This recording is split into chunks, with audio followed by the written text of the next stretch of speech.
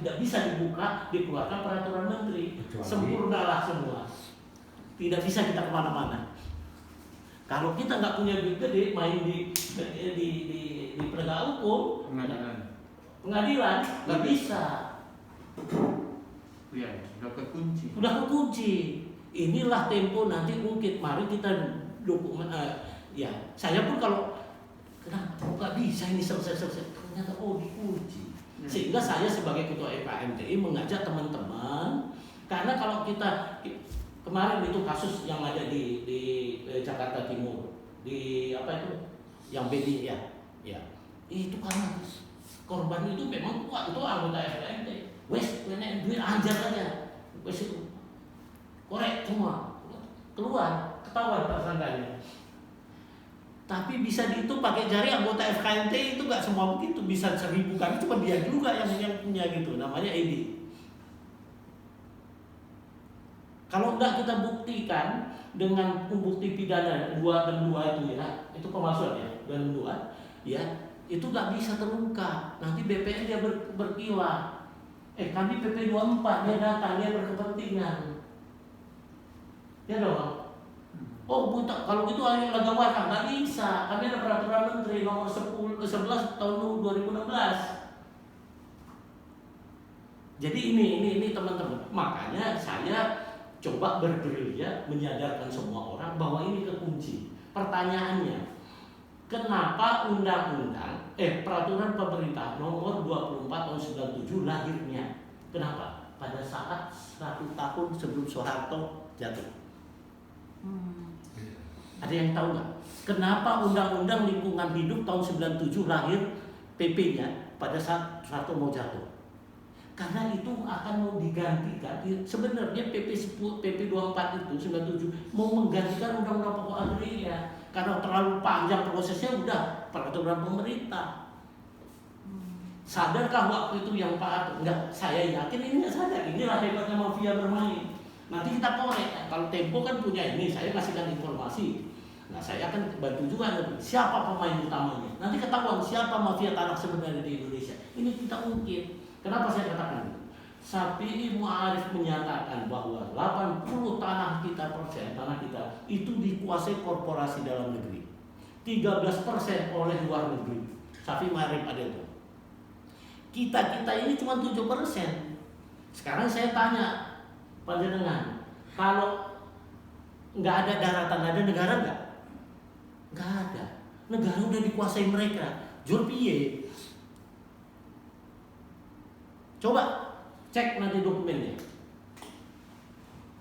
Nah, apa yang kita lakukan? Kita cari searching aja. Kalau kita bicara organisasi, katakanlah itu BP, kita nggak bisa nyalahkan dia sebuah organisasi. Kalau yang melakukan kesalahan itu ada nombok. Nah, kalau kami FKMTI lain, kami susun data sesuai dengan kepemilikan lama, kami kejar pelakunya.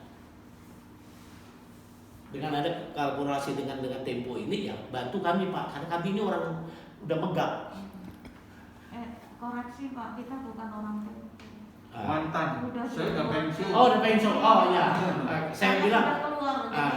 Oke, kalau Bapak ini enggak, kalau cinta sama negara ini, ya kalau cinta sama negara ini, bahwa negara ini bukan milik kita lagi, milik korporasi. Karena 80% ada itu dari komisioner KPK, dia mengeluarkan sebuah izin lembaga negara di suatu daerah di Kalimantan itu melebihi izinnya dari luas daerah yang ada. Berarti penduduk yang situ itu berarti udah numpang semua. Kan gitu aja. Ini fakta. Ada datanya, KPK yang periksa di Kalimantan itu izinnya katakan dikeluarkan lebih luas dari luas daerah itu. Jadi penduduk yang sebelum merdeka udah ada di situ berarti numpang semua, ini ceritanya piye. Nah, beginilah amburadulnya. Nah, dengan undang-undang Omnibus Law ini kami menduga ada legalisasi ya untuk melegalkan perampasan tanah yang sudah terjadi. Nah, ini yang bahaya. Itu di pasal 122, 121 itu yang versi 800. Karena berubah-ubah, saya juga capek. yang saya baca, yang kami analisa terakhir itu di 812 ya. 821 atau 821 halaman itu di situ di pasal 122.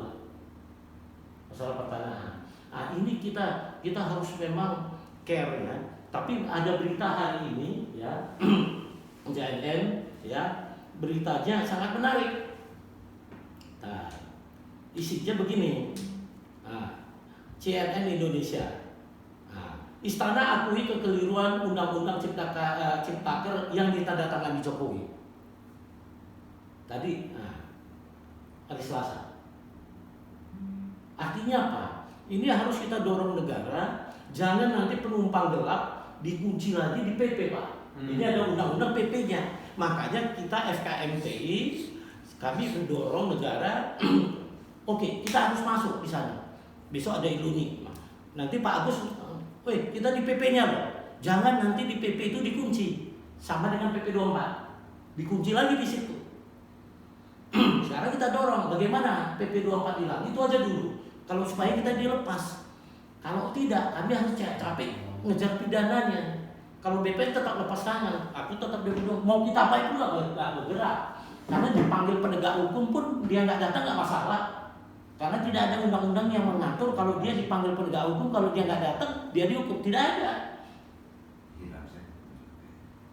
Ya, makin lanjut lah itu perampasan gitu ya. Intinya itu saya pikir ini secara global supaya teman-teman paham. Nanti secara detail kita kupas di lain kasus. Kalau per kasus-kasus nanti bisa kita kupas. Contohnya Pak Robert. Kalau dia beli dari lelang negara, berarti negara sudah memverifikasi, berarti punya dia udah valid, tidak perlu lagi pengadilan. Ada putusan Mahkamah Agung yang menyatakan kalau itu dari lelang negara tidak diabaikan aja putusan pengadilan. Ada kok. Tapi kenapa tidak jalan? Kenapa kok muter? Karena PP 24. Karena harusnya kalau Sumarekon tadi, kapan itu diambil tanah? Apakah sudah 97? Bukan. Oh, dia nanti dimasukkan 97. Dia adalah orang yang berkepentingan terhadap tanah itu karena ada jual beli, ada putusan pengadilan, nanti juga jadi masalah. Oke. Tapi kalau sebenarnya Pak Robert sudah tidak punya hak sama sekali dengan putusan pengadilan. Tidak bisa kena oleh keputusan pengadilan. Sebenarnya tidak ada hubungan, Pak. Iya, jadi nggak bisa kena, itu memang tanahnya Pak Robert kan? Iya, tanah Pak Robert. Dari lelang negara. Tapi makanya tadi saya katakan, kita cari alur pidananya, kita tahu nanti oknumnya siapa yang terlibat, baik di BPN, di mana semua lembaga yang terkait untuk melegalisasi perampasan itu pasti ketemu. Tapi masalahnya dengan disinformasi tadi, jadi putusan pengadilan itu sebenarnya tidak ada hubungannya dengan Pak. Tapi disinformasi ini dibalikkan sehingga Menteri disinformasi memutuskan bikin surat keputusan menganulir sertifikat dia. Kan itu aja intinya. Makanya saya sarankan teman-teman siapkan data supaya kita larinya ke kepemilikan lama. Karena asal usul tanah itu tetap itu, mau dikorek nanti pun ada historicalnya. Kalau historical yang nggak benar, siapa yang bikin nggak benar, itulah pidananya, ditangkap aja. Saya sudah cerita dulu sama Pak Mahfud waktu kami pertama kali jumpa di rumahnya. Ini susah pertanahan ini publikasikan aja nggak apa-apa. Saya ngomong, gimana ngatasinya? Satu, ini kan malingnya kan di depan mata, potong kakinya satu, yang lain juga lari kok mafianya. Tapi potongnya yang gede untuk menyelamatkan Indonesia loh. Siapa maling tanah? Udah jelas kok. Potong aja satu, penegakan hukum satu, yang lain juga lebih kok. Simpel sebenarnya, nggak perlu capek-capek. Orang dia memperolehnya cara ngerampas di depan mata kok.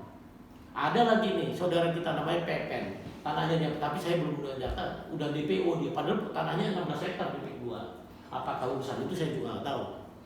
Tapi dia bilang itu kemarin saya nggak mau nanggapin sebelum datanya ada.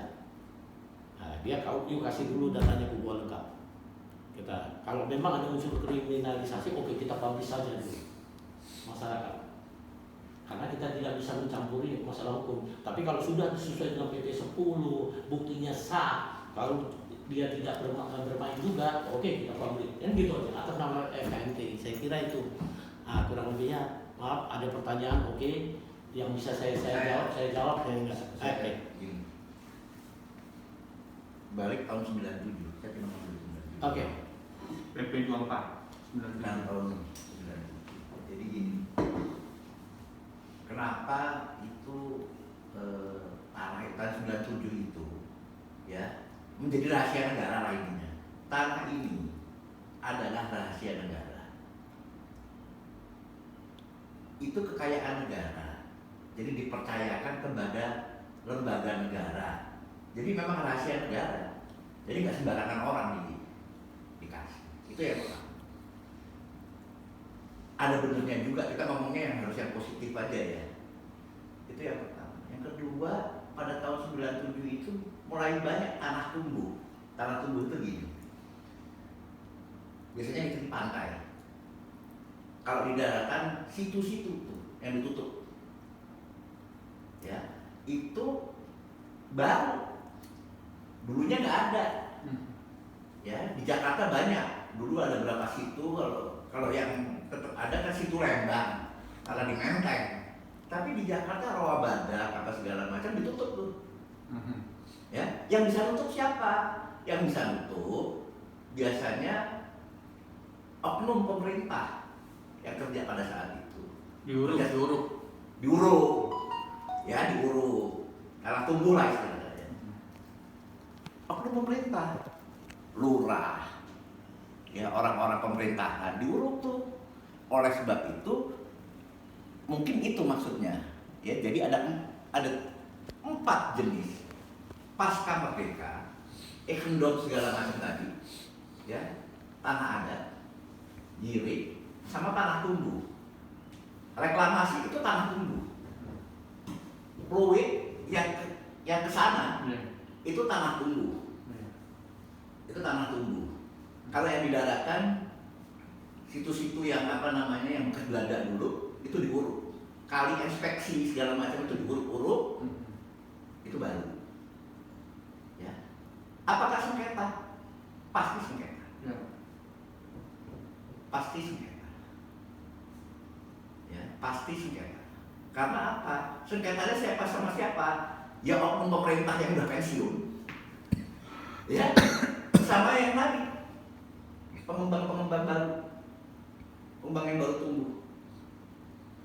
Ya, karena semua itu dari tahun 97 kan konglomerat, istilahnya konglomerat hitam itu kan tumbuh pesatnya kan dari tahun 84 kita pada saat kita swasembada pangan sampai tahun 97 menjelang Pak Harto lengser. Mandek. Pak Harto nggak pernah lengser. Pak Harto minta cuma berhenti jadi tek. Dia cuma berhenti aja nggak. Panditorat. Mandek panditorat. Iya kan, Pak Harto itu mungkin tambahan dari saya. Terima kasih. Oke, itu saya jawab ya. Saya kalau bicara masalah, kita kembali ke Undang-Undang Pokok Agraria dan PP 10 tahun 61. Jadi gini Pak Gus. Jadi itu simpel saja, bahwa di situ tidak mengakomodir itu. Yang diakomodir adalah yang menjadi hak milik itu adalah hak kepemilikan lama, yaitu diri milik adat, yang bukan egendom sama egendom milik pribumi itu ya, itu boleh. Tapi di luar itu semua milik negara. Jadi kalau analogi saya, tanah tumbuh milik negara, selesai. Gitu. Nah, ya, gitu aja. Jadi saya nggak mau mengatakan itu karena kita harus bicara dasar hukum. Kalau dasar hukumnya adalah PP 10 tentang pendaftarannya itu sporadik dan sistematis, itu otomatis larinya ke tanah negara. Yang bisa dibikin sertifikat hak milik adalah hak adat, hak kepemilikan adat dan egendom milik pribumi. Nah, jadi kita batasi dulu. Saya tambah ini informasi tambahan. Benar katanya Pak Budi. Kemarin saya cerita sama Pak Agus, tiba-tiba saya ditelepon sama salah seorang tokoh senior saya tua. Pada waktu Pompeo ke Indonesia, dia khusus datang ke Ansor. Saya juga nggak ngerti, saya nggak penting mau datang kemana, kan bukan urusan kita. Tetapi dia bilang gini, Gus itu urusan tanah. Loh kok urusan tanah Pak? Iya, saya itu diprotes sama guru besar Gajah Mada yang diminta untuk nulis undang-undang apa namanya? Omnibus Law tentang tanah. Tentang tanah loh, bukan tentang mana-mana. Tentang tanah. Jadi ini bukan main-main. Makanya saya ceritakan untuk ini benar harus masuk kita pada saat penyusunan yang kan dikembalikan lagi ini oleh negara, oleh kepala negara, bukan kepala pemerintahan, kepada DPR. Kita harus masuk di situ. Jadi himbauan saya besok ini kan kita hari Senin, kan kasus yang dibawa. Itu kan sampel, ya, itu kan sampel. Ini memang harus dihentikan dulu. Kenapa? Ini penting sekali. Jangan pada saat kita pandemi dibuka kayak begini, ya, tiba-tiba Menteri ATR BPN memaksakan kehendaknya yang kita nggak ngerti. Dan ini sudah diperingatkan oleh, mau dibilang apa, kita ikutnya sistem Amerika tadi, datanya ke Ansor, nggak kemana-mana, ke PBNU aja nggak. Anak-anak itu bukannya apa namanya, nggak paham itu, karena mereka nyebar kan. Tas migran itu kan orang kecil, ya, jaringannya mereka luas. Di Jakarta sih nggak kelihatan, kecil ini, tetapi mereka nyebar pasti, dan itu informasinya pasti kemana-mana, dan cepat sekali, dan tidak ada yang bisa mengendalikan ini. Kalau mereka sampai tahu ini, dan itu minta bantuannya Pak Budi, untuk memberi penyadaran FKMTI lah, sudah. kepada Jadi, BPN. Ya, terima kasih. saya potong, terima kasih Pak. Jadi itu sebabnya Pak Choi, Pak Dion, kita FKMTI itu mau tak mau, suka tidak suka, kita juga ikut dipaksa untuk bicara nasional. Di samping kita bicara kasus per kasus. Itu sebabnya di FKMTI itu sangat selektif dan sangat saklek. Kalau dia datanya tidak lengkap, kami tidak terima. Ada kasus seorang, mungkin Pak Agus masih ingat, seorang notaris datang kemari, temannya Pak Agus juga tuh kalau nggak salah, masuk FKMTI. Saya hanya jawab, you bisa masuk FKMTI sebelum datanya masuk, tidak boleh. Ya kan Pak Agus? Sampai detik ini tidak ada. Karena jangan pula nanti pemain tanah tempat bernaungnya di FKMTI. Nah, dan ini saya informasikan, hampir 70% yang daftar itu, ya, itu pemain tanah ke FKMTI. Nah, syaratnya apa? Kalau dia bukan korban langsung, kita tidak terima. Diwakilkan pun tidak bisa, lewat pengacara pun tidak boleh. Jadi di FKMTI itu betul-betul korban. Dan bukti kepemilikannya itu adalah PP 10 Pak, nomor 1. Nah, kenapa kita larinya dasarnya itu? Karena walaupun seperti Pak Robert, sertifikat, tapi semua bicara PP 10. Iya. Supaya kita melangkah itu tidak dikriminalisasi. Saya kan yang paling takut Pak, ini kan oknum ini bisa dibeli, anytime bisa dikriminalisasi nih korbannya. Contoh kasus banyak, saya buka aja di Google, malah pemiliknya jadi tersangka semua. Nah, bagaimana aktor? Nah, ini saya ceritakan, aktor utama tidak bisa kena, kenapa? Ini pengembang besar. Ini ada mediatornya di tengah. Ini pemodalnya. Ini ada supirnya. Masa seorang supir bisa memiliki tanah ratusan hektar, puluhan hektar di strategis? Saya bicara data. Kenapa? Ini ada PT, dia diriin PT. Katakan PT Bangun Marga Jaya, kasus anak saya. Ini pemiliknya kalau secara materi nggak punya, dia direkturnya ini segala macam. Dia milikin tanah 30 hektar, Pak. Dia supir, Pak. Sekarang buka showroom dia, supaya nampak, lihat itu. Kan bisa kita lihat uangnya kemana. Nah, dia yang bebasin ini tanah, yang atur sini, Pak. Ini yang jual kemari, Pak. Ini kemari, ini PP 2497.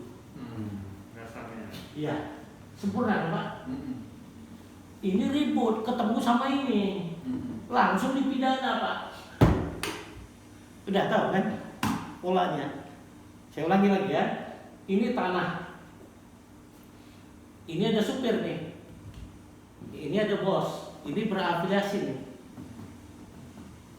Biasanya setelah dibebasin ini tanah ini segala dibeli, dipalsu. Yang ini main di kelurahan, di kecamatan, ini palsu semua nih.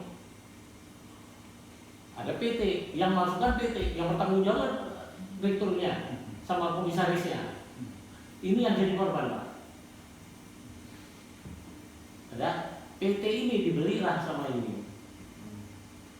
Ini jual sama ini, pengembang besar. Ini bisa KSO.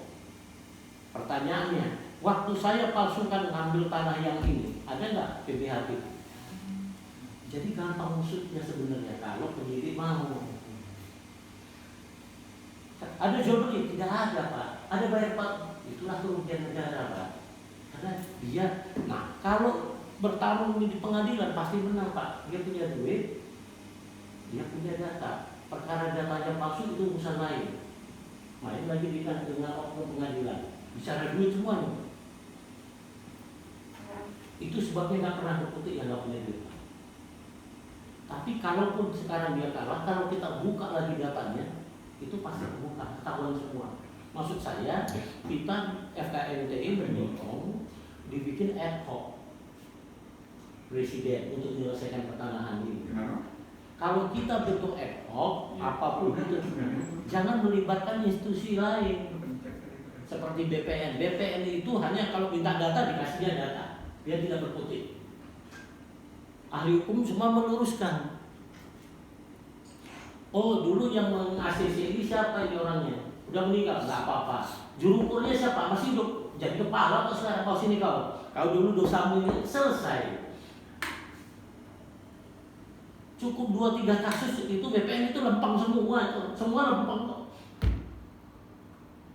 Simple. Itu sebabnya kami mendorong FKMTI dibentuk. Oh, dari awal kita berdiri. Ya, supaya urusan pertanahan selesai. Oh, pemetaannya dia utang ke utang itu kurang lebih 100 juta US BPN untuk melakukan pemetaan. Pak, pemetaan enggak kok susah-susah amat gitu loh. Kita ada Saprit yang punya Telkomsel kan, banyak channelnya, itu sewa jasa satu ngapain triliunan kita. Udah, terus kita buka, kita bikin aplikasi, Pak, Android, bahwa seluruh rakyat Indonesia memetakan tanahnya sendiri. Di aplikasi itu melibatkan tetangga, melibatkan lurah. Perlu kita uang keluarga? Enggak, semua pada mau. Masuk ke database, disesuaikan dengan betul, selesai, Pak. Enggak perlu kita buang-buang duit. Ini BPN utang berapa sekarang? 200 jutaan ya? Iya, triliunan. Nanti buka aja di Google, Google kan lengkap semua situ. Semua data elektroniknya ada. Jadi saya pikir inilah solusi yang diberikan oleh FKMTI. Nggak perlu juru ukur apa itu sibuk semua. Sekarang lari setengah senti aja udah bisa kok dengan teknologi. Ngapain pakai ukur-ukuran? Ini BPN cerita, weh menteri, mana menterinya itu? Pakai teknologi. Teknologinya udah canggih sekarang. Bisa di titiknya nggak bisa lari. Ini juru ukur, teriak-teriak juru ukur. Suruh aja rakyat Indonesia mengukur semua. Mana yang tumpang tindih, baru diurusin. Yang nggak tumpang tindih jangan diurusin. Nah itu satu. Ini kadang-kadang kalau sebenarnya simpel. dipetakan seluruh rakyat Indonesia, bikin undang-undang seperti undang-undang pokok agraria bahwa 70% tanah Indonesia itu diperuntukkan untuk pertanian, 20% untuk industri, 10% untuk rumah tinggal. Selesai. Jadi nggak bisa semua daerah yang tidak bisa ditanami tandus, itu daerah industri. Kalau yang bisa S1, S2, S3, dulu kan diklasifikasikan, di Jirik itu pernah dapat S1, itu sawah 1, sawah 2. Kenapa? Kalau sawah 1 itu panennya wakil, pajaknya lebih tinggi. Gitu. Nah, coba dulu udah diajarin kita sih, sekarang gua sembrono. Tanah yang namanya Kerawang itu pusat pangan kita ya kan, udah jadi industri. Ini gimana negara ini? Mana yang tandus? Nah, itu yang kita buat jadi daerah industri.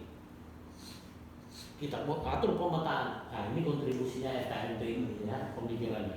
Saya pikir itu, kalau ada pertanyaan mau silakan. Bisa nggak kita bisa tahu kelompok atau kekuatan siapa yang melobi di balik terbentuknya PP 24 itu? Nah, lobby behind-nya itu loh. Nah, itu makanya kita korek. Kalau kami sudah melihat garis merahnya itu adalah yang menguasai tanah. Ya, artinya kita harus bisa memunculkan dalam buku itu, meskipun itu sirkumstansial, kita harus bisa memunculkan itu, karena kita bisa melihatnya dalam interkoneksi kepentingan.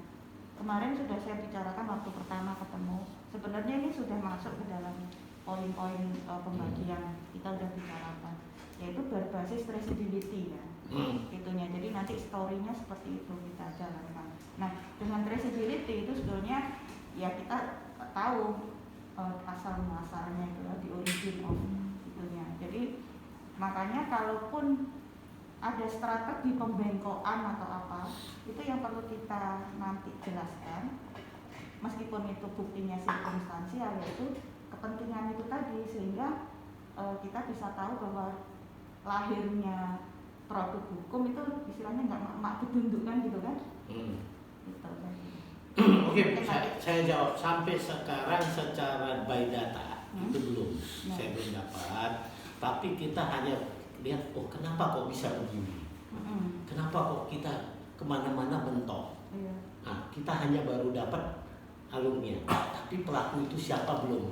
Kita belum ngarah ke sana.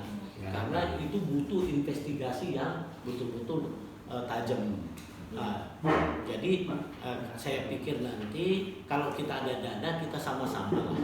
Karena itu saya pikir demi negara ya, ini harus kita ungkap kebenaran ini supaya kita tahu siapa sih pengkhianat yang sebenarnya di negara ini, kan itu. Iya, kan di sirkumstansial itu sebenarnya kan bisa kita lakukan dengan cara siapa saja sih yang punya perusahaan ketika itu yang membutuhkan tanah yang luar biasa, kan gitu, misalnya properti, pertambangan atau apapun ya. Jadi kita bisa melihat pertumbuhan usaha yang haus tanah, mungkin seperti itu nanti bisa menjadi cerita sendiri masuk dalam buku. Kalau saran saya, kita lihat dari tahun 93 sampai 96 itu siapa yang dikeluarkan IMB, hak guna usaha. Nah, itu datanya by negara. Nah, itu di Menteri Lingkungan Hidup sama BPN, di mana dia keluarkan. Nah, kita bicara data karena supaya kita nggak fitnah. Nanti dari data-data itu, tapi bagaimana masuk ke lingkungan hidup kan ini butuh strategi. Saya kira panjenengan lebih jago dari Budi. Saya pure seorang bisnismen. Saya akui, saya nggak ngerti yang ini. Tapi saya dibekali sama Allah gampang mantap. Saya bukan orang hukum sama sekali, belas nggak. Dan saya pun menginjakkan kaki di Indonesia itu 2016. Betul-betul settle saya itu 2016. Tanah saya di 2012. Saya itu dulu tinggal di Singapura sama dengan Kuala Lumpur. Nah, saya tinggalnya di sana. Memang bisnis saya di sana, tidak ada di sini. Justru saya investasi di sini, saya jual pabrik saya di China, saya beli tanah ini malah dicocol. Iya. Dia pulang malah hilang tanahnya dan habis. Nah, jadi saya setuju Bu. Itu saya nggak tahu strategi karena saya alergi berbisnis dengan pemerintah. Iya. Nah, ini saya cuma mau mengajukan bahwa apapun kalau kita bicara tentang penyelewengan, kan kita harus melihat siapa yang paling diuntungkan. Betul. Nah, itulah yang meskipun tidak bisa langsung, kamu yang ngambil tahu gitu, tapi kita bisa melihat sirkumstansialnya. Dari semua orang ini yang paling suka tahu siapa. Iya. Kan kurang lebih begitu. Tapi aku tetap orang wani nih arah baca data nih. Tidak, artinya kan itu kenapa saya pertanyakan. Jadi pendekatan sirkumstansial, ya pasti bukan Bapak yang menjawab, tapi itu nanti menjadi bagian dari. Tapi aku wes ngerti sapa wonge, tapi kena orang-orang data ini kan nanti Iya. orangnya udah tahu saya bisa tunjuk itu. Iya. Dan kebenarannya Kita semua juga udah tahu Pak. Nah, ya, makanya. Artinya kan gini Pak, strateginya adalah kita bisa melihat konflik kepentingan. Maksud bukan konflik kepentingan. Siapa yang diuntungkan dengan kebijakan ini? Iya, vested interest. Jadi kan di mana-mana lobby undang-undang itu kan gitu Pak. Undang-undang penambahan anggaran untuk senjata di Amerika. Siapa aja yang melobi kita tahu. Kan kurang lebih begitu. Meskipun kita tidak melihat bagaimana uang itu dikasih ke itunya. Tapi kan kita tahu itu yang disebut circumstantial evidence kan. Gitu. Kalau kita melihat artis siapa, terus artis Korea, kita kan tahu betul siapa yang nonton. Nah, artinya meskipun kita tidak ada bukti khusus bahwa dia benar-benar suka Korea, kalau dia suka menonton tuh dari circumstantial evidence kan, kurang lebih begitu. Nah, kurang lebih kita kan bisa berlogika itu untuk memperkuat ya nanti buku yang kita buat gitu loh Pak. Jadi kita enggak istilahnya dari sini kita sama-sama membangun logika dan memperkuat, karena FKKMT ini kan sudah ke arah kurasi seperti itu. Jadi kita nanti saling memperkuat. Itulah kenapa kemarin saya sudah mengajukan poin-poin yang nanti akan menjadi bagian buku. Jadi dari situ kita sama-sama memasukkan kayak jam session gitu. Oh, logikanya masuk ke sini gitu. Kita saling memperkuat. Gitu. Saya jawab boleh nggak Pak Budi? Kemarin itu ada itu kan sekarang sistem ketemu itu pakai Zoom. Itu Sofyan Jalil tuh ada Zoom-nya. Dia mengundang Sumarekon, Sinarmas, Agung Sedayu, ada Pak semua. Dan itu saya bukan bilang gara-gara saya Chinese, bukan. Memang mereka Chinese semua Pak. Yang disebut 9 naga, mungkin Bapak pernah dengar. Itu diundang semua tuh. Waktu Zoom Sofyan Jalil. Saya lihat tuh Pak di sama Pak Agus juga ya di sini atau gimana ya? Ada. Pak. Sofyan Jalil yang undang. Ya itu ada. Kita nonton semua videonya. Ya. Kasih masukan sama Ibu. Iya, artinya saya kan ingin berdiskusi logika, nanti kita saling memperkuat bagaimana buku ini kita bikin kan. Setuju banget. Tapi ada nggak tim kita yang bisa masuk ke lingkungan hidup? Karena di sana akan ketahuan data dari 93 sampai 96 itu. Nanti bisa kita coba. Siapa aja yang dikeluarkan anunya. Karena sampai sekarang pun, walaupun sudah keluar putusan Mahkamah Agung bahwa itu harus dibuka data kepemilikan tanah, itu oleh Menteri diabaikan. Sehingga tidak ketahuan pastinya Sinarmas itu berapa juta hektar, hanya ngomong aja 5 juta. Tapi by data tidak ada, karena padahal itu harus dibuka, ada putusannya. Tapi seorang menteri tidak menjalankan putusan itu harusnya pidana juga gitu. Tapi dia jalan juga gitu. Coba ini boleh juga kita angkat, karena ada historicalnya di elektronik itu, nanti kita buka aja. Saya pasti itu tanggalnya nggak tahu, tapi itu ada. Nah, saya juga tidak terlalu tajam untuk secara nasional siapa perusahaannya, siapa. Tapi gambaran itu seperti yang Ibu katakan tadi, saya sih sudah punya semua. Tapi bagaimana itu menyajikan dalam bentuk data, fakta, ini harus kita, supaya kita tidak undang-undang ITE lagi. Ya, jadi itu yang saya maksud Bu. Tapi apa yang katakan Ibu tadi, saya udah paham banget, saya setuju banget, dan orangnya pun saya bisa tunjuk hidung. Jadi yang sama-sama bisa harus kita team up-nya adalah kita membangun agar ini menjadi circumstantial evidence. Setuju. Anunya di situ. Jadi kelihatan bahwa ya itu tadi contoh tahu itu tadi. Kalau tahunya cepat habis ya kita bisa lihat, bisa nggak lihat. Oh, yang paling suka tahu siapa kan? Udah pasti. Nah, artinya paling nggak dekatin udah di atas 60%. Artinya kita kan tahu, meskipun kita tahu bahwa Sinarmas lobby di Belanda itu, kita nggak tahu bukti nyatanya, tapi secara sirkumstansial Termasuk siapa pencantolannya di kekuasaan itu siapa, aktornya siapa, dia dapat bagian berapa, afiliasinya kemana, kenapa kok aktor ini tiba-tiba jadi orang kaya, dia dekat dengan nomor 1, dia punya tambang, punya persen, sekolah ditweetin, di anu kan itu bisa, gampang itu sebenarnya. Iya, jadi yang itu tadi, yang penting itu kan kalau kita membangun sesuatu itu kan bagaimana kita membangun logikanya, itu dia. Jadi ketika kita melihat bahwa misalnya contoh yang gampang itu adalah rencana tata ruang tata wilayah, itu kan pernah ada keinginan untuk itu memang informasi publik kan memang arahnya ke situ. Nah itu kan sebenarnya secara kebijakan bagus kan. Nah itu kan bagian dari keterbukaan. Nah dari situlah sebenarnya kesempatan yang bisa dilakukan adalah mempertanggungjawabkan RT/RW itu misalnya 30% harus uang terbuka hijau kan kayak gitu. Jadi itu kan yang harus didorong ke arah bagaimana itu untuk publik. Nah, kurang lebih seperti itulah. Tapi di undang-undang Omnibus Law udah dihapus itu 30% itu udah nggak ada. Ya tapi kan nanti dianukan di PP-nya, kita nanti debat lagi lah. Iya, oke. Ya, tapi kalau di undang-undangnya sudah hilang, kemungkinan di PP-nya itu gampang sekali diprinter. Bagaimana ngawasin sementara kekuatan pemodal, Bu? Nah, makanya ini kan ini butuh, jadi seperti kita ini perlu untuk mengawasi kan intinya itu. Kebijakan itu. Saya paham, Bu. Nah, banyak cara untuk kita supaya ini. Atau ini ada saran nih ya, FKMTI itu membuat kita semua ya, bukan FKMTI, seluruh rakyat Indonesia, bahwa kalau terjadi perselingkuhan hukum sehingga terjadinya nanti kerugian masih kepada seluruh rakyat Indonesia, maka kami akan tagihkan kepada pembuat kebijakan, terbarang anak turunannya disita oleh negara.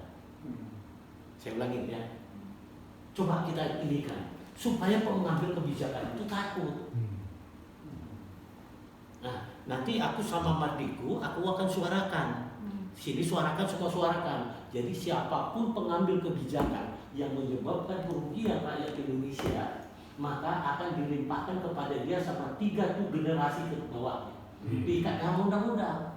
Balik konteks konkret soal tanah, yang paling kita takut itu kan sebetulnya di pasal 33 untuk kehidupan orang banyak dan ini kan untuk negara kan.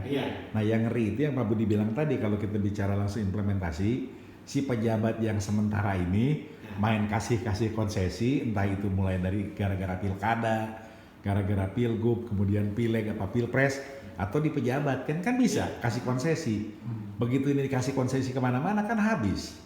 Nah ini kayaknya jadi pemikiran bahwa ini kan harus dijaga. Kalau enggak kan ya kalau tanahnya nggak ada menurut Pak Budi tadi kan berarti negaranya nggak ada. Nah sekarang kelihatannya nggak ada ini, jadi seakan-akan pejabat itu cuman gua menjabat, gua bikin kebijakan, kalau gua nggak kena korupsi gua turun selesai.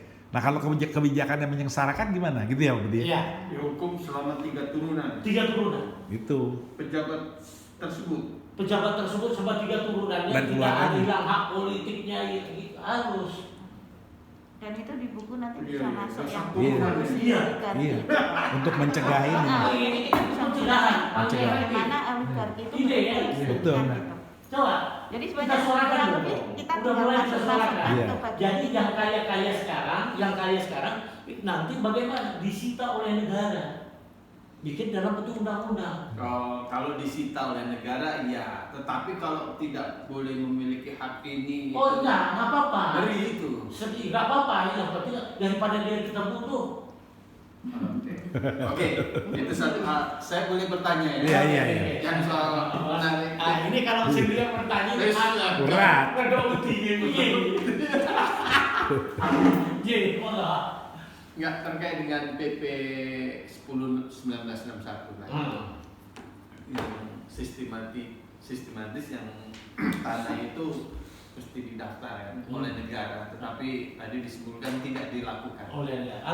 Tidak dijalankan dengan sempurna, kecuali yang sporadik. Nah, pertanyaan saya, mungkin Pak Robert salah satu korban, Pak Budi juga, Dan Ini akan jadi korban. Nanti ceritain. Akan jadi, mudah-mudahan nggak jadi. Pertanyaannya yang muncul, Iya. pertanyaan saya adalah Punya sertifikat kembali apakah tanah dan bilang bapak-bapak BPN ini diakui itu ngomongnya. juga menjadi salah satu bagian dari yang tercakup di dalam aturan yang ada di PP 10 tahun 1991 ini. Betul. Ya. Apakah itu secara sporadik? Nanti saya kasih Pak ini nih. Oh, itu Kebetulan ya. saya komplit nih. PP Oh, 10 tahun betul. 1. Tenang dulu. Pertanyaan yang Pak Budi jelaskan. Jangan. Apakah Saya hampir paham. semua ya itu kan? Ya, benar. Artinya bahwa intinya seluruh Anggota FKM. anggota itu adalah korban dari PP 1061. Iya. Jadi pertanyaannya besar gitu. Nah, saya akan jawab. Saya udah paham. Ya. Bahwa seluruh anggota FKMTI, kenapa kita meyakini bahwa itu milik kita adalah mengacu kepada PP 10 tahun 61. Oh 61 Iya. ya. Undang-undang pertanahnya 60. 5. PP-nya turun 61. Iya. Oke. Jadi apa di PP 60 nomor 10 adalah hak kepemilikan lama yang boleh didaftarkan ke Menteri Agraria. Oke. Apa itu? Girik. Nah, kita ini girik. Kenapa girik? Karena punya dia sertifikat hak milik. Karena girik itu asalnya hak milik itu asalnya kepemilikan lama. Ya. Nah, jadi itu kalau kita lihat ya, Paham. kalau pemberian negara, iya, kalau pemberian negara itu namanya hak guna pakai, Iya. hak guna usaha, hak bidik. Aku luruskan lagi nih, tolong jangan dipotong. Ini neranginya harus sistematis, ya, supaya kita tidak melanggar hukum. Jadi menurut konstruksi PP 10 itu ada dua tentang pendaftaran, sporadik dan sistematis. Kalau dia program yang sistematis, semi. Oke. Karena apa? Dia dalam waktu pemberian dalam corona. Oh. Nah, kalau ini sporadik. Enggak, sistematis. Saya desa lengkap ditulis tuh, makanya nanti. Oh, sistematik. Di desa lengkap, jadi satu-satunya desa di Indonesia yang lengkap tuh di tempat tanah saya. Oke. Makanya itu- Nah, ini kan informasi. Saya tidak tahu kalau asal usul sertifikat 319 itu dulu dia daftarkan sendiri. Enggak, berarti sistematis. Oke. Tapi kalau aneh itu adalah sporadik. Iya. Tapi by the way, mau sporadik, mau sistematis, semua alas dasarnya kepemilikan lama. Iya. Ini dulu. Nah, saya udah tahu pertanyaan panjenengan tadi, supaya simpel dulu. Termasuk di Kirai. Kirai ini dia menempati di situ sudah lama. Dari tahun Dan asal 30-an. usulnya adalah girik juga. Ya. Tapi girik milik orang lain yang diperjualbelikan kepada mereka-mereka ini secara di bawah tangan. Karena transaksinya adalah di atas di tahun 80. Bahkan ada sebelum Indonesia sebelum ada PP, sebelum Undang-Undang Pokok Agraria, mereka sudah melakukan transaksi itu. Saya paham, tenang aja Pak. Saya sudah baca semua. Jadi itu yang dikirai. Nah, kalau ada sertifikat nomor 10 yang diterbitkan di BPN deal tanah yang kuasai mereka dari hasil transaksi jual beli mereka dengan dasar girik tadi, di mana sertifikat nomor 10, nomor 11 tadi pun dasarnya sama. Jadi yang mereka beli sama sertifikat ini muncul asal usulnya sama. Karena kesamaan ini dibantahlah sama pemiliknya. Ini bukan, sehingga ini dibatalkan 10-11. Jadi rangkanya gitu aja Pak, biar simpel ya. Nah, tapi ini dihidupkan oleh mafia tanah. Dasar ini kerjasama dengan oknum BPN untuk mengusir orang itu. Gitu aja sebenarnya. Tolong narasinya simpel. Ya, Jadi mengerti. itu. Ya. Udah, iya, saya udah paham. Semua saya paham kok. Satu lembar aja dari bisa. Nah, ya. Saya semua paham. Punya orang ini saya hafal semua kok. Keluhnya mainnya di mana saya tahu semua. Tapi yang sudah lapor ya. Nah, saya tahu. Nah, jadi kalau nanti di BPR apa tanya saya tahu oh ini